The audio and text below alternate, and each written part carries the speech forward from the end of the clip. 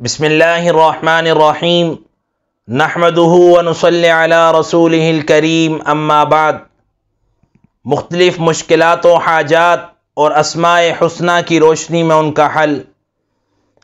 آج جس اسم مبارک کی صفات کو بیان کیا جائے گا اور جس اسم مبارک کی خصوصیات کو بیان کیا جائے گا وہ ہے المبدئ، ہر چیز کا اچھی طرح محافظ اور نگہبان۔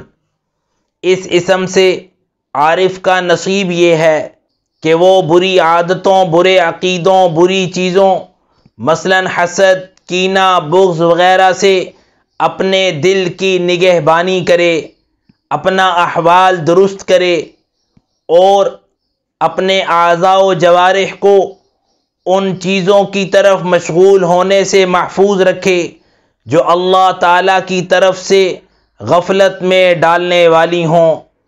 اس اسم مبارک کی خصوصیات یہ ہیں، جو شخص اس اسم مبارک کو یعنی المبدئ یا مبدئ کو غسل کے بعد 115 مرتبہ پڑھے گا، اللہ سبحانہ و تعالی اس کو ظاہری اور باطنی ان خاص باتوں پر جو اللہ تعالیٰ اپنے خاص بندوں پر منکشف فرماتے ہیں، اس شخص پر ان باتوں کو واضح اور ظاہر کریں گے۔